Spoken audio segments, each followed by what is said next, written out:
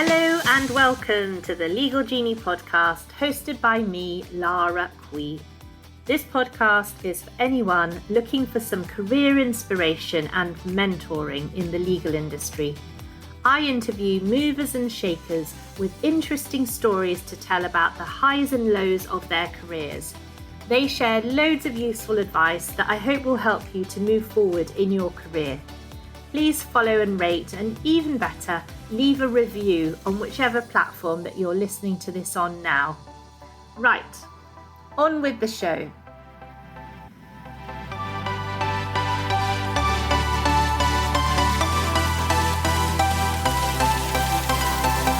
Hello and welcome to episode 34 of the Legal Genie Podcast with me, your host, Lara Quie. Today, I'm delighted to be talking to Aaron Baer. Aaron is an entrepreneur first and lawyer second. He is a corporate partner and head of business development and training at a Canadian digital law firm called Renno Co in Toronto. Renno is focused on innovation, emerging technology, and business development services for the modern entrepreneur. Aaron himself is passionate about mentoring and technical skills training for new Canadian lawyers. He is the co-founder of the 4L Academy. And together with his colleague Dharwal Tank, he's also the co-founder of the Build Your Book podcast. Aaron's goal is to make the legal industry a kinder, more authentic and compassionate place for lawyers and clients. Welcome to the show, Aaron. Thanks so much for having me today. Tell me about your background and where you grew up. Yeah, so I was born in Toronto in Canada. I went to a really small school for most of my life where pretty much no one went into law. Everyone was doing math and science and things like that. So I had no exposure to law, no exposure to lawyers. And so I went to school there, went to university in Canada, I did an exchange in Singapore, and I did a dual degree in business and law. I wasn't sure what I wanted to do, but sort of knew it was going to be one of those two things and ended up going the law route, which we'll talk about more in a second. But yeah, so born and raised in Canada and currently practicing as a lawyer at a boutique firm in Canada. And prior to that was a partner at one of the big law firms in Canada and doing lots of entrepreneurial things along the way. So it sounds like you kept your options open by doing law and business, but you did eventually go to law school and decide to be a lawyer. So tell me a bit about the Canadian requirements to qualify as a lawyer. Yeah, so Canada is always interesting. When I was on exchange in Singapore, it reminded me Canada and Singapore, both UK backgrounds, but Canada draws a lot from the US in some places, and then it draws from the UK in other places. And when it comes to law, common law, so lots of things from the UK, but when it comes to law school, very much US style. What I mean by that is you do an undergraduate degree first, so I did mine in business, and then you do law school as your second degree, which I know is not the case in a lot of places. So I was always interested in business as a kid, was sort of entrepreneurial in lots of ways, interested in how these things sort of worked. And when I was in business school, I enjoyed it, but it sort of felt like the paths were constrained, which I now know isn't true. But the school I went to was a good school, and people went into either consulting or investment banking or accounting or marketing. And none of those big bucket jobs seemed like the kind of thing I wanted to do long term. And the school I went to had a dual degree program where you could, instead of finishing your business undergraduate degree, you could start law school a bit early and then finish them together, sort of doing a little bit of each. And so I had written the LSAT, which we need to write to get into law school. I'd done well enough. And I thought, okay, I like business school. I'm not seeing any of these jobs as the thing. So did this dual degree. And ironically, I actually enjoyed business school a lot more than law school. I found the business school I went to was way more practical and hands-on and engaging. I enjoyed law school, but I found a lot of the education pedagogically quite dry, very much just not overly engaging, basically lecture style. Whereas the business school I went to was very case-based, model after sort of the way Harvard does their thing. Practical, engaging learning, and that's may foreshadow some of the things I've done later in life. But I enjoyed it enough, got a job in the summers at a law firm, and I found it interesting. And really, for me, I think what I've really enjoyed is this blend of business and law. And I think because I have not just a business background from an academic standpoint, but also various businesses I've run on the side, and just a way of thinking that is very business-like, it's been great as a lawyer, because really what I think I do is I'm a consultant. Companies hire me to solve their problems. It just so happens that they have legal problems, but I need to understand them and their businesses. And so I work with a lot of early stage tech companies, a lot of entrepreneurs, things like that, where you need a decent business understanding to give practical advice because they have all sorts of legal issues They don't have unlimited money and they want practical solutions. And if all you can say is, well, the statute says this, the law says that, you're just a problem person. You need to be a solutions person. And so to do that, you need to blend both worlds. And so I'm just an extremely curious person. And so getting to work with all sorts of different clients, understand them, understand their business, and figure out what they care about, then to me, it's just problem solving, which is not the worst way to get paid to help other people and for them ideally to be grateful that you got to help them solve some problems. Definitely. And it sounds like it's quite a unique thing that you had the opportunity to do law school and business school in parallel and in effect compare the two. And you really noticed how practical it was at business school and how dry and pedagogic, as you mentioned, it was at law school. Certainly, this is something that really comes out in the practice of law in the way that many lawyers are very letter of the law. And as you say, not all of them approach it with so much of a commercial mindset, and they don't understand that they are problem solvers. And so quite often they'll just say, no, you can't do this, rather than telling their client, this is what the law says, but this is the way that we can do things so that this is going to be both legal and practical and commercial as well. So you mentioned that you had been an entrepreneur as a young student as well. So what kind of business had you gone into for your very first startup? So I'd say a lot of my earlier businesses, I wouldn't necessarily qualify as startups. I'd call them very small scale entrepreneurial things. So when I was a kid, the school I went to had a vending machine selling pop or soda and chips and all that kind of stuff, snacks. And so when I was younger, figured I can undercut that. You're charging $1 for this, we can charge 50 cents, we can make good profits. So the earliest ventures, other than like a newspaper route, which I wouldn't call that entrepreneurial, was undercutting the school's vending machine when I was in like grade 6 or so, maybe 11 or 12. Did that for a little bit. That obviously wasn't fully allowed, so stopped doing that. Various other things along the way. Did a lot of tutoring and mentoring when I was in university, some obviously for free, some was paid. Went from doing a lot of one-on-one things to running big group sessions, 80, 100 people at a time. And I sort of built a reputation as someone who was in business. I was very good at, I think, explaining these concepts to people. And I've always liked helping people and always, I think, know what it's like to not understand things. And I want to be able to explain them to people. And I take, I think, atypical approaches to get there. And that I think is really key. A lot of lawyers, for example, are great lawyers, but being a good lawyer and being able to explain things to other people and also understand how little they might know at that stage and really thinking through, like, how do I get you to understand the big picture so you understand where this fits in and not just, oh, let me answer this question. So always doing a lot of that stuff. When I was a lawyer, I was not supposed to be running any side ventures, but there may or not have been a few small things on the side that were just sort of opportunities I saw that were low time intensive, good arbitrage or other opportunities. So always sort of thinking about these little things and very much reading and learning about business and entrepreneurship and things like that. But when I was at my prior firm, and maybe we'll get to that in a second, I would say I was very much an intrapreneur. So I wasn't allowed to do a lot of these things externally, but I was very much looking at what we were doing and saying, I want to change everything. I've got a million ideas, and I'm happy to do this on top of my law job. So I was always thinking about the kind of things entrepreneurs do. It just took leaving, and we'll get to that, to be able to really see out some of that entrepreneurial spirit that was inside me without as many restrictions. Yeah, so you did mention that firm. So the firm that you ended up staying at for quite a long time and becoming a very young equity partner, what were the things that made you feel like perhaps it wasn't the right fit for you?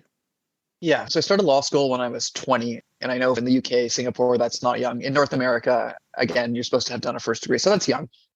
There are not a lot of people that get summer jobs in the first year of law school. We typically do a 3-month placement. I know that in the UK and other countries, it works differently.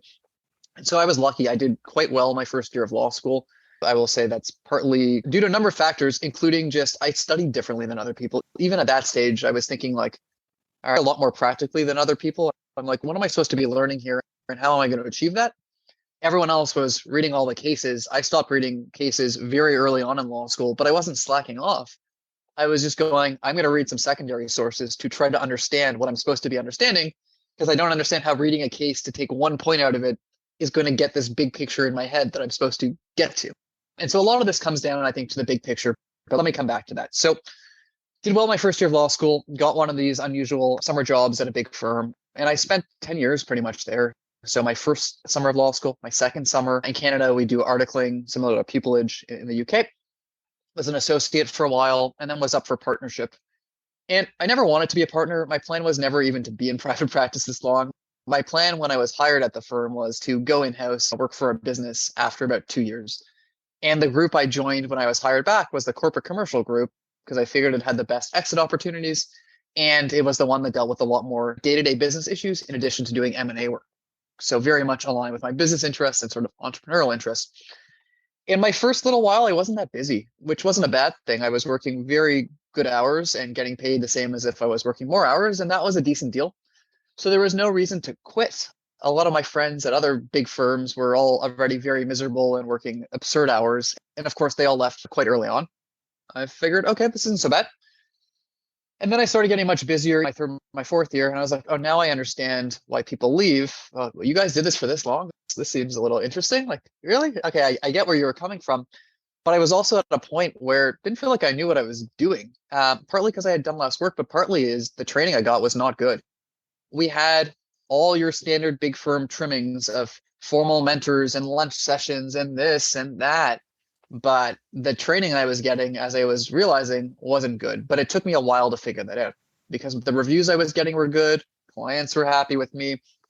But it was once I was starting to be asked to run files on my own and do things like that, where I went, well, hold on a second. It was one thing when you were telling me what to do, but now I'm supposed to figure this out on my own. How am I supposed to make the jump from one, which is follow instructions, which you're still learning a lot. It's not easy at the time. In hindsight, it's easy now. To, okay, here's a fact pattern, which is like law school gives you fact patterns. Real life is fact patterns. The client calls and says, I'm trying to do this. Good lawyers know, wait a second, let me ask these 15 questions. Oh, you don't actually want to do that. You actually want to do this. And oh, that little fact you mentioned, that changes everything. Hold on a second, let's explore that because that one thing really matters. How are you supposed to go from following instructions to that stage I just described by flipping a switch? And that's what they wanted me to do. And that's what every firm wants people to do. And that makes no sense. And the result of that was a ton of anxiety, a ton of stress. It was terrible for my mental health. And I said to people, like, I can't run this deal. And they said, no, you have to. It's a small deal. Client can't afford. And I'm like, no, I can't. Not fair to the client. And so what I ended up doing is a ton of independent learning, hundreds and hundreds and hundreds of independent hours of reading everything I could, overthinking stuff, and then reaching out to some good mentors at my firm. Now that I knew I had these gaps, to be like, hey, I have 100 questions on this topic. Can we sit down for an hour? Because what I was trying to do was get this big picture understanding in my head of how things work. Because what I realized is I'd been doing stuff, but I had no idea why I was doing it or what I was doing. And if you don't understand why you're doing things, how the heck are you going to do a good job? And how on earth are you going to run a file? And you can't do it successfully. And if you're doing it, you're probably either really stressed or you're screwing over the client because they're not getting good advice. And so for me, it was this big jump from being like, how do I become the lawyer I want to be, which is truly client focused, truly practical? How can you give practical advice if you don't know what you're doing? It's impossible. How can you make good decisions if you don't know, like, what do clients care about? When should they care? Because every client comes to you with different circumstances, different backgrounds. You need to be able to help them out and ask the right questions and figure things out. And especially when you work like I do with a lot of younger clients, earlier stage companies, like in many cases, they're doing stuff for the first time. They're looking to you. And I remember being like, don't look to me. I don't have a clue what I'm doing. No, you've got the wrong person. And that's not a good feeling. So in any event, I got myself through the training kind of thing by teaching myself. But even when I gone through that, I just sort of knew, like, the traditional firm model, like, I didn't want to be a partner. I became one sort of, like, I said to them, you tell me why I should be a partner. And they were not happy with that. Decided to become a partner, just did some cost benefit temporarily. And I underestimated the value that other people put on the partner title. Like, it sounds good when I can say I was an equity partner at 29 and all these things, but the reality is it was what I expected it to be. And I finally made the right choice, which I knew I needed to make ages before, and left the firm about a year and a bit ago. Lots of reasons for that, which we can talk more about. But I would say my mindset is very non-traditional. I think my mindset is probably fairly similar, honestly, to a lot of Gen Z millennial lawyers. maybe a little bit more extreme because of the business background and the way I think very entrepreneurially.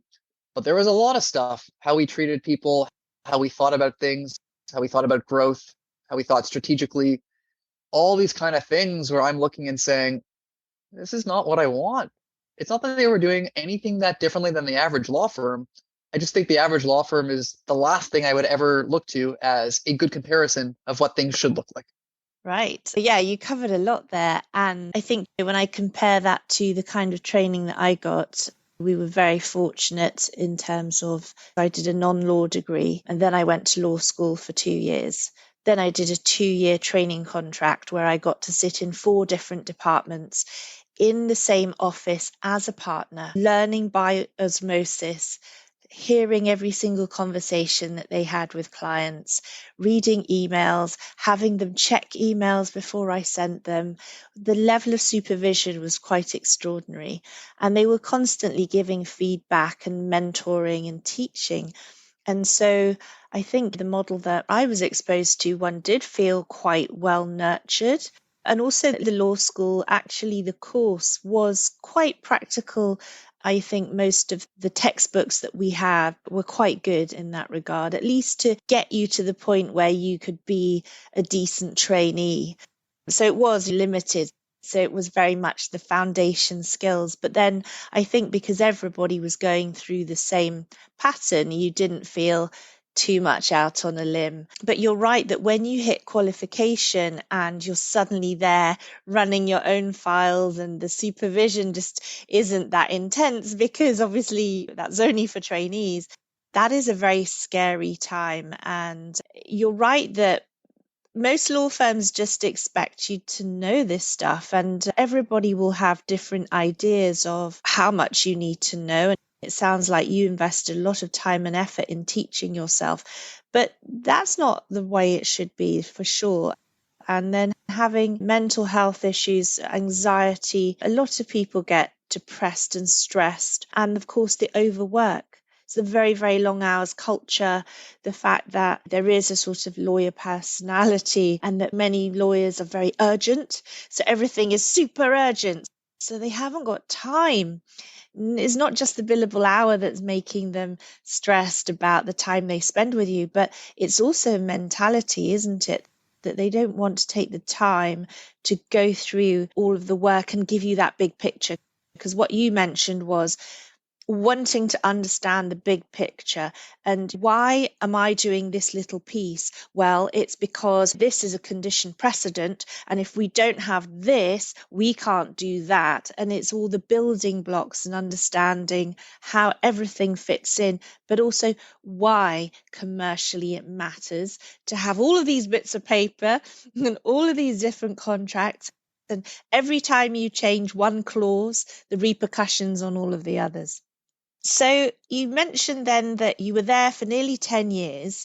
So obviously you got the opportunity to do some business development of your own. When you were made equity partner, was that because at that stage you had already begun to bring in some work?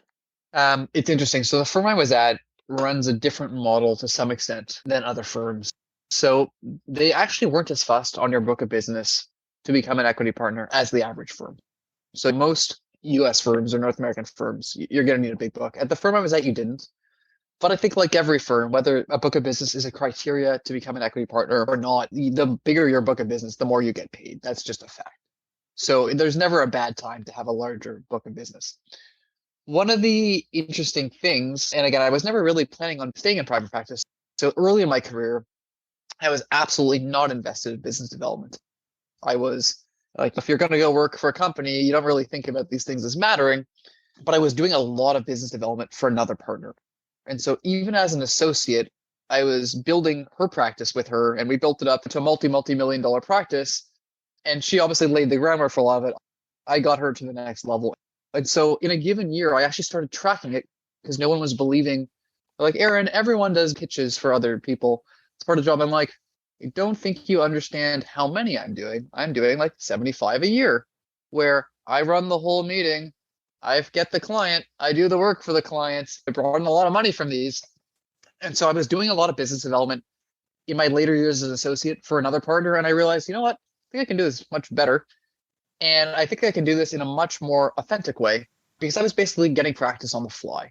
And what I started to realize is, and I would see somehow my colleagues were doing business development, and I'm talking partners and stuff, like in pitch meetings and intro calls. I'm like, this is terrible. What are you doing? Like, you're not a role model here. You're delusional if you think that what you're doing is working. You are not understanding basic psychology. Not that I'm an expert, but always been very interested in like behavioral psychology, things like that. I'm like, we are breaking a lot of rules here. I can also see the reactions from the other people. What works on someone who's 75 years old and has worked at a Fortune 100 company for a billion years is very different than what a younger tech entrepreneur, for example, wants. And a lot of lawyers I found were not very good at being a chameleon or changing their delivery for different audiences. I've always been someone I think who's quite good at that. And so that's one thing I recognized early on is like, you can't treat all clients or potential clients the same. I think that's one thing clients like also about working with me is like, I treat them all differently. I know these clients like to have small talk before we do this. This client, don't email them at night because they get really anxious and are going to overthink the problem. So only in the morning, like you start to learn your clients, and I treat all of them differently because all of them are different humans, and potential clients work the same way. So what I found was we seem to be doing a lot of selling about why we're the best without understanding what people wanted and needed. And that made zero sense to me because one, it's objectively not an effective strategy.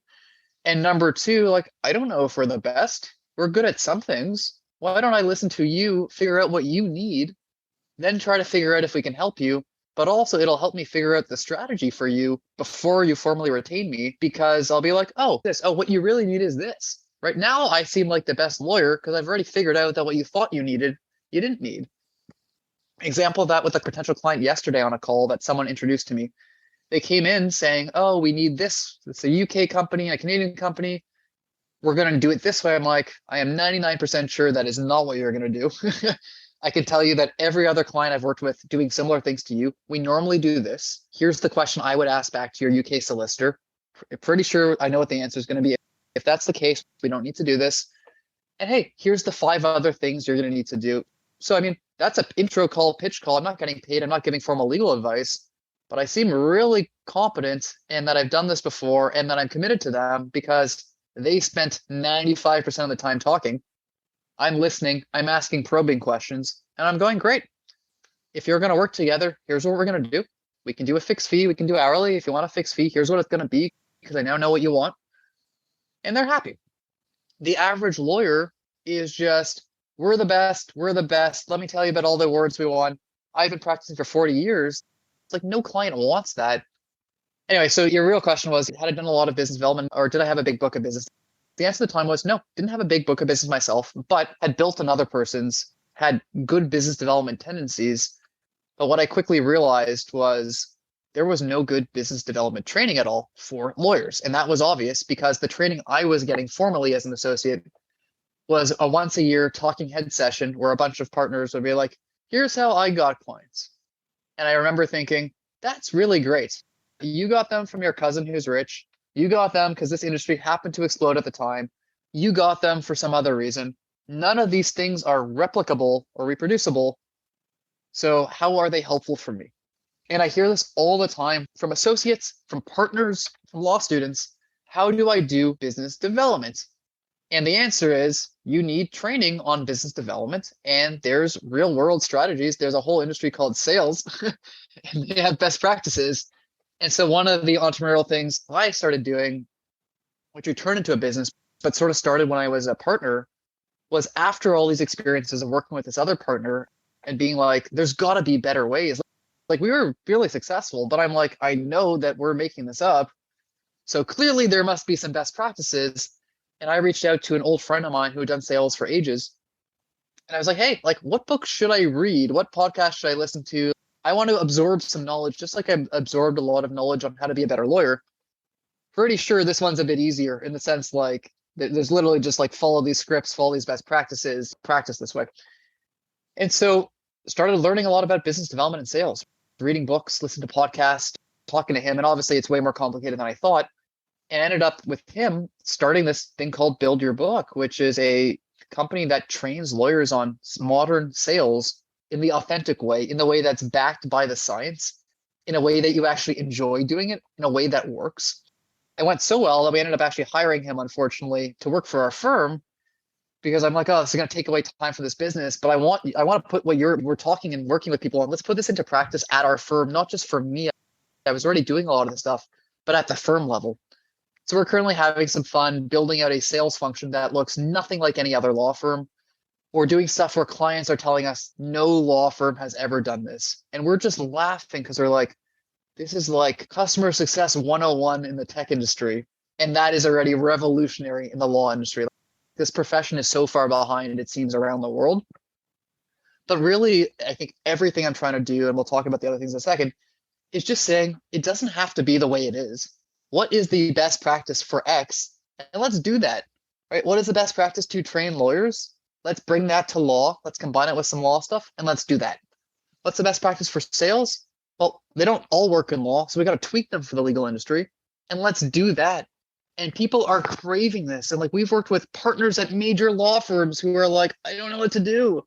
We've worked with junior associates, like everyone is struggling and they're spending all this valuable time, which you alluded to earlier, lawyers don't have. So if you're going to spend time doing business development or time doing substantive training, it better be good training and well spent, because otherwise you're going to be frustrated that you spent another 3 hours out of your day after a long week of overworking, after not doing stuff, and you're not seeing results. Like that sucks. And that's going to make you more anxious, more depressed if you're already in that frame of mind or you suffer from depression, more insert every other negative mental health aspect. That's not good. And really, my view also is good training can solve a lot of the mental health problems in this profession. Not going to solve all of them. Can't solve overwork. Can't solve abuse. Can't solve those things. But if you don't know what you're doing and you're expected to be perfect and not make mistakes and get things done quickly, that is a recipe for a mental health disaster, and we're trying to help fix that. I think the thing that stands out for me when you're talking about all of that, Aaron, is the innovation, the fact that you're constantly asking, how can we improve this? What are the best practices? And you're looking at other industries and you're looking at the fact that most lawyers don't acknowledge that they're in sales.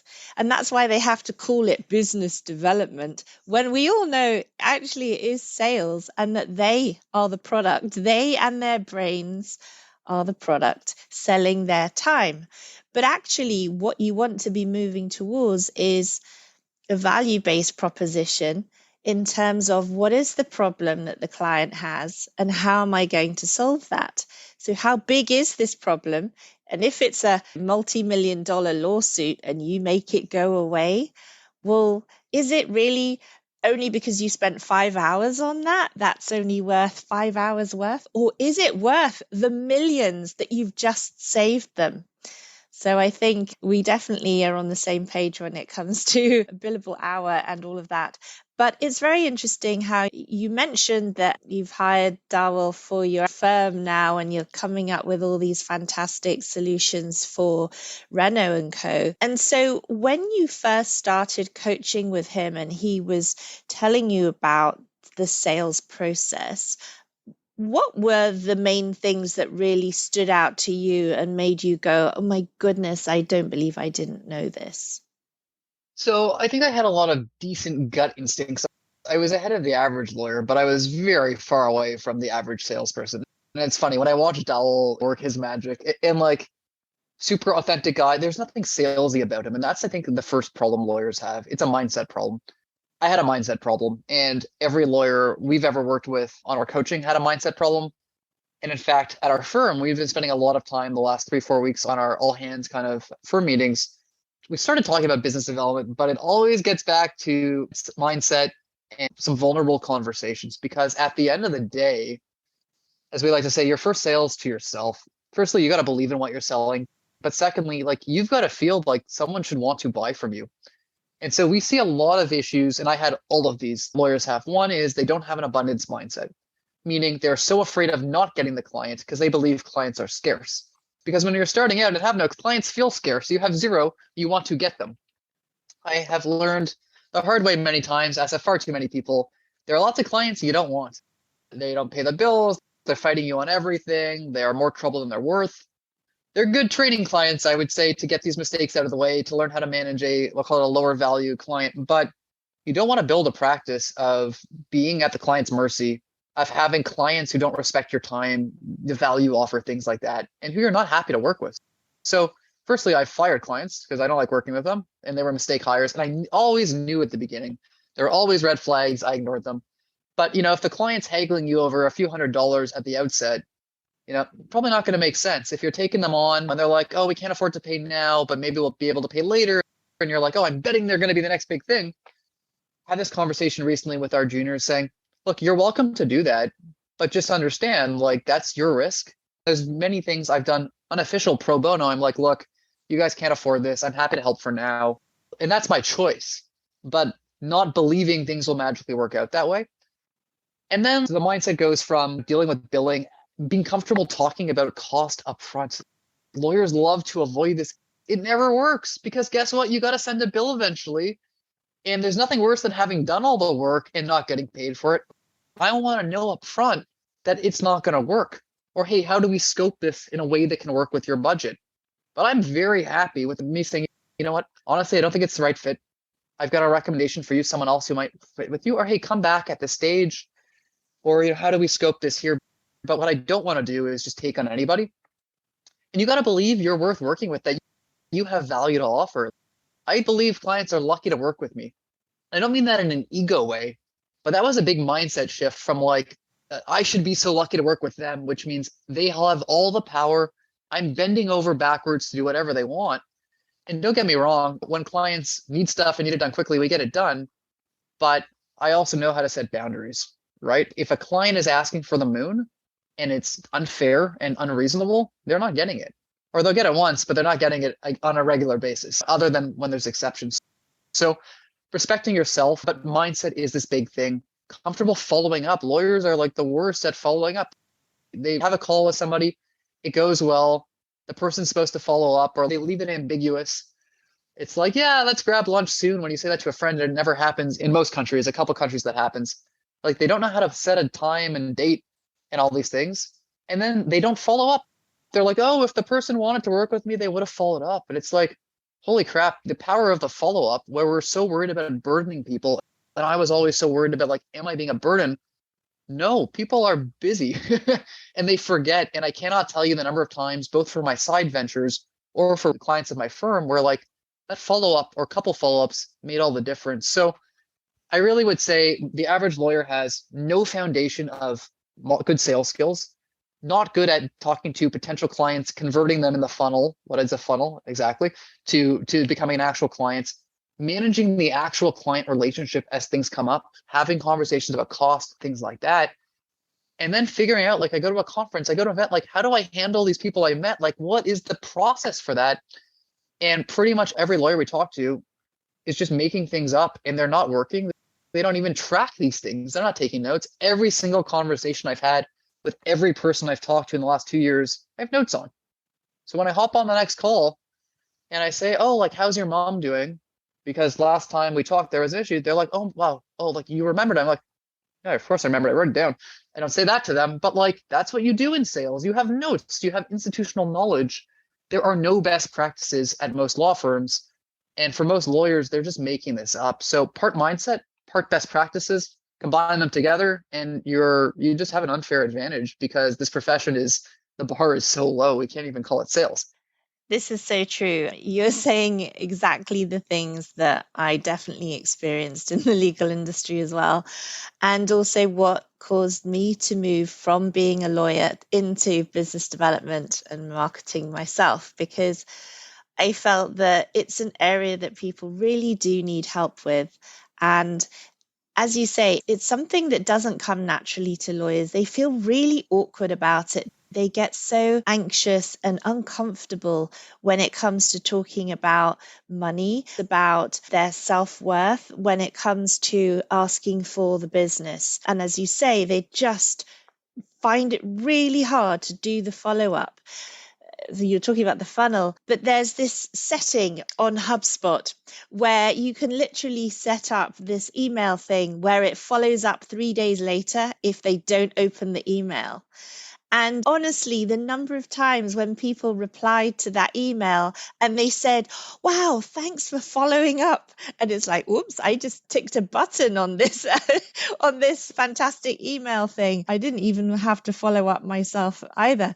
But it's that concept that actually you're not bothering people, you're doing them a favor, because actually they had meant to reply to you, but because you've been the one to be proactive, they have then gone, wow, it's great to hear from you again. I'm so sorry, I was busy, I couldn't get back to you when you asked me this question. Yes, I'd love to go ahead. And then the client goes, what are the next steps? And that's when the lawyer is supposed to go, right, well, this is how I work. These are the things you need to do. This is how I will guide you. And the client is in your hands, and for you to set out exactly how things are going to work and to make it work for you. Because as you said, there are a lot of bad clients, and there's nothing worse than wasting your time with a whole bunch of bad clients who give you, very bad debt, always chasing them up, never paying their bills.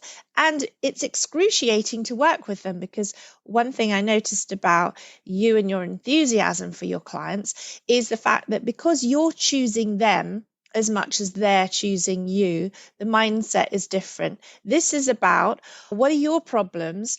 What's your business? That's a very interesting business. I'm interested in your business. What are the commercial realities for this? How can I help you with that? And the insights and that shared journey, the learning journey, but the guidance. And it sounds like you're such a natural teacher. You taught with passion since you were a student yourself. So you're obviously someone who likes to be a mentor to these startup entrepreneurs. And I can imagine how valuable they must find feeling them safe in your hands, not only the law, but you've got experience of very similar type situations, because obviously now that you're a senior lawyer, you've got, good track record and you've seen the patterns. So mostly it's not going to be something brand new. This is something that you go, yeah, I've seen this before. This is what these guys did. This is the best way to do it. Let's do it this way. And so they feel safe. And you're right, that's what clients are looking for. But tell me a little bit about your Build Your Book podcast and why you felt the need to launch that. Yeah, so Dharwal and I launched the Build Your Book podcast a little bit over a year ago. And this Build Your Book is our sort of business development, our training company.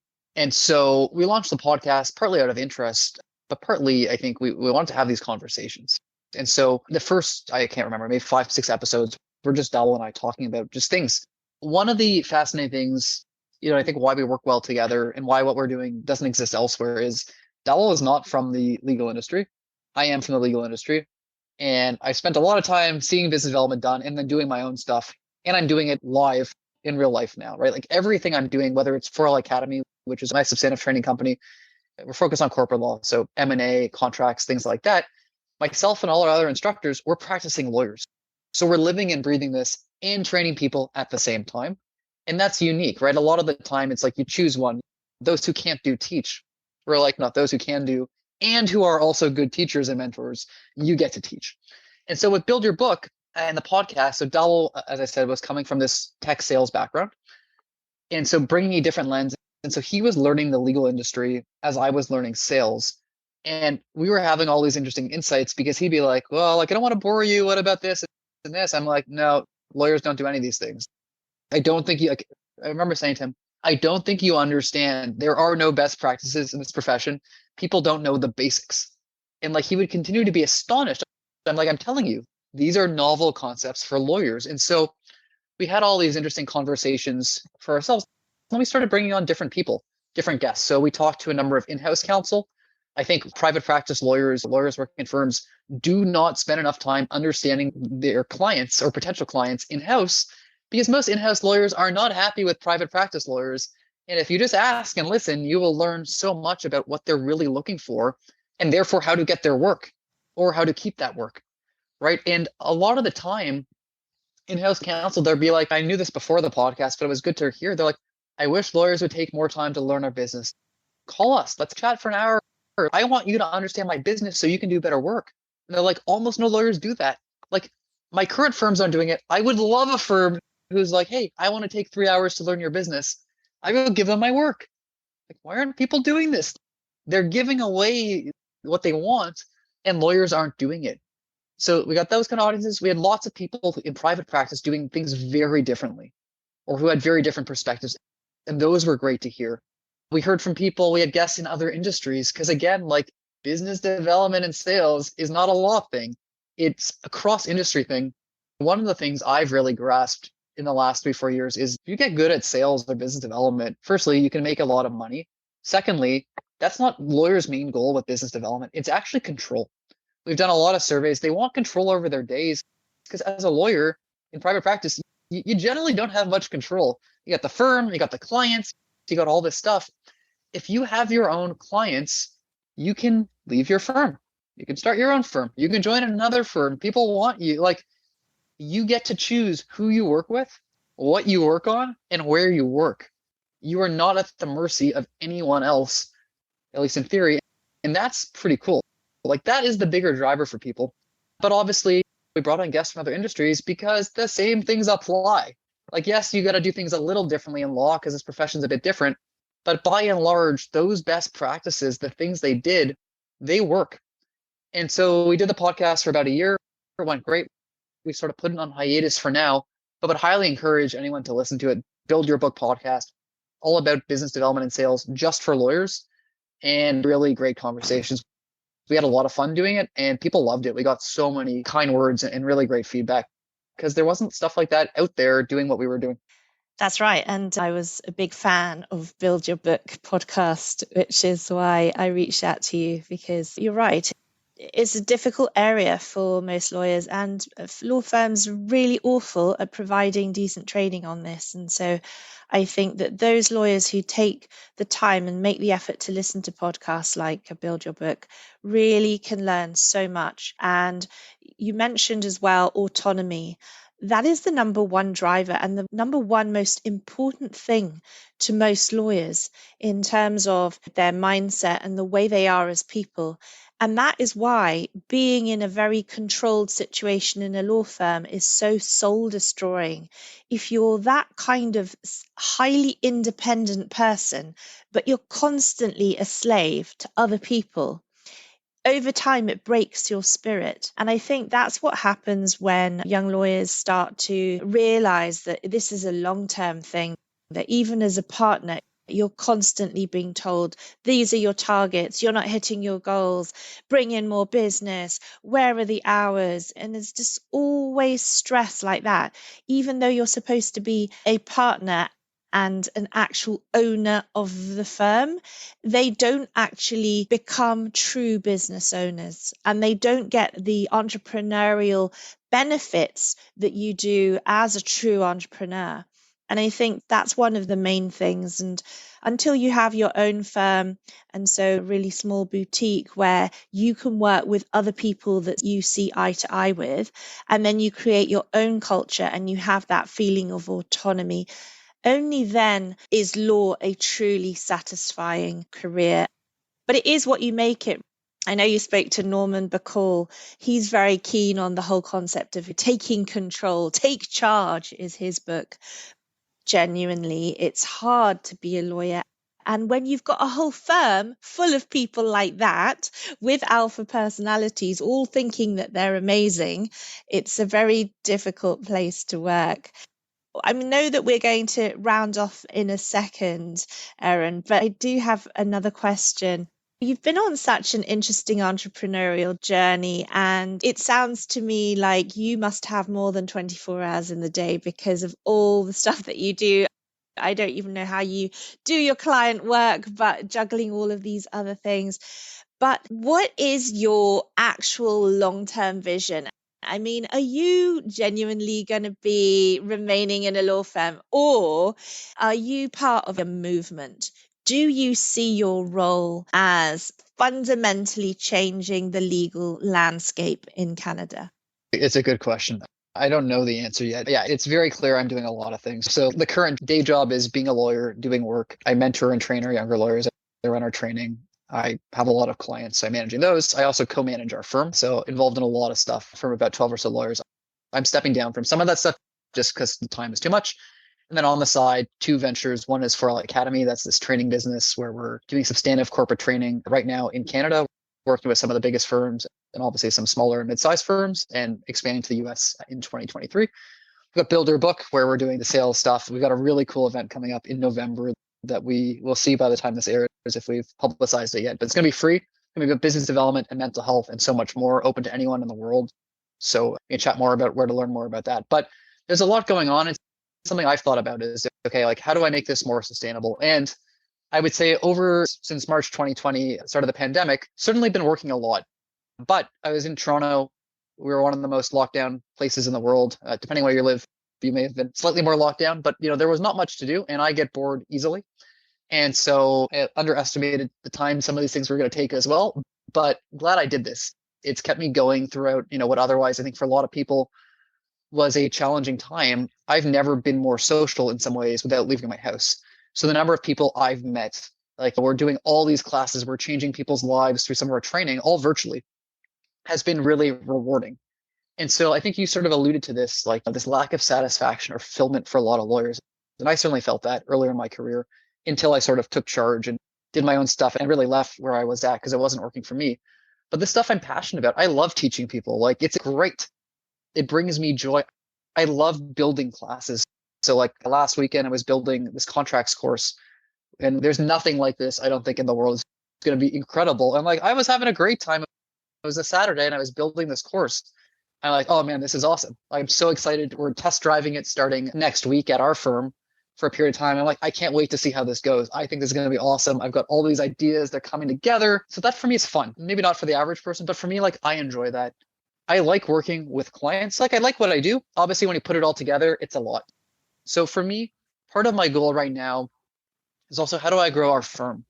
So we are the top Web3 crypto digital asset firm in Canada. We're working with almost every top client in that space. I do a lot of work with normal tech companies and other companies, things like that. But I don't want to work indefinite. There aren't indefinite hours in a day. I need to work less. So how do I get other people helping me more with my clients without the clients losing what I bring to the table? And so that means really thinking about hiring. That means really thinking about training. And that means systematizing so much of what we do so that I can be comfortable. Yep, I can be hands off here, but the client's not losing out on this sort of stuff. And so everything ends up tying together. The training I'm doing for our juniors or I work with them on files, that becomes a foundation of future 4L Academy classes because I'm like, right, this is a good learning here. The work I'm doing with potential clients or at our firm building out our sales strategy, guess what? That's playbooks for our consulting for other firms with Build Your Book or the courses we're running. Everything sort of fits together. I've gotten clients out of 4L Academy, people I've met out of other things. So where does it end up? Obviously, it's elevating myself up. So as we grow at 4L Academy, for example, we spent a lot of time earlier this year training new instructors because we teach in a very different way. We are so engaging and so practical.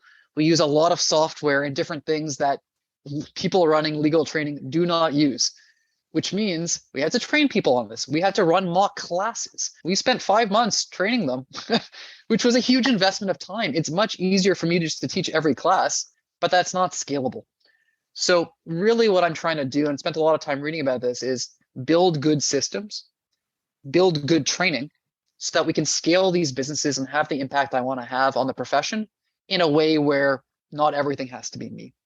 And so I think my overall vision is to help drive this profession, not just in Canada, but elsewhere, into a better place where clients get better treatments, but more importantly, where lawyers are happier, they feel better, they're just feeling fulfilled. And I think there's a lot of people in this profession focused on helping lawyers leave private practice, and I don't blame them for that. I would say part of my goal is for people to be happy for however long they're in private practice or in-house or whatever. And really for lawyers not to have all these terrible mental health things. We know depression, suicide, alcoholism, you name it, are all elevated. We know it starts in law school. There's lots of evidence for that. So how do we try to solve some of these issues? And in my mind, we can't get there through everything, but training is one thing, and then having conversations. So a lot of the stuff I do on LinkedIn, a lot of the stuff I do when I speak is talking about topics that no one is talking about, but everyone is thinking about, and being like, let's call this out and let's help people realize they're not alone. And let's slowly, because it's not going to happen overnight, try to shift some of this culture because there's a lot of toxic stuff going on. It doesn't have to be this way. I know the effect it had on me, but I've talked to a lot of people and it's having similar effects on them. And that's not fair and not good. And it doesn't have to be that way. So that's, I think, the overall vision. How we get there, we shall see. But that's what I'm hoping to accomplish. Well, it sounds like a big, audacious goal, and I'm sure with your passion and energy, you definitely are well on the path to achieving all that. And I look forward to seeing you take over the world and do all of that. It just sounds amazing. So, Aaron, let's just end on where people can contact you if they want to reach out. Couple different places. So if you're looking to learn more about the different ventures, so 4lacademy.ca, I think .com also works for now, just focused on Canada, some US stuff launching in 2023. Buildyourbook.org. We, in the past, have been running a lot of these small group classes. We're going to be running this big event, as I mentioned, in November. It's going to be free. Business development, mental health stuff, a lot of topics that no one is talking about and needs to. So stay tuned for that. You can join the mailing list there to get notified about that. Best place to find me is probably LinkedIn. So Aaron, Aron, Baer, Baer. You'll see me posting fairly regularly. There's a newsletter on there where I do a bunch of long form stuff that you're welcome to sign up for. And then if you just follow me, you'll see, or I think there's a bell thing too now. You can click or something to make sure you see the posts. I tend to post a lot on there about training, about the legal profession, about just general musings, about things that I think, again, seem to be resonating with lawyers and yet nobody else traditionally is talking about, which tells me, again, there's a lot of work to be done here and change is slow and steady. But LinkedIn is definitely the right place to see a lot of that stuff. Brilliant. Well, thank you so much for your time today, Aaron. I really appreciate it. My pleasure. Thanks so much for having me. Thank you for listening to this episode of the Legal Genie podcast. Please leave a rating and review on Apple Podcasts. It helps other people in the legal industry find the show. And don't forget to share this with anyone you think would benefit from listening to it as well. Until next time, have a magical week ahead.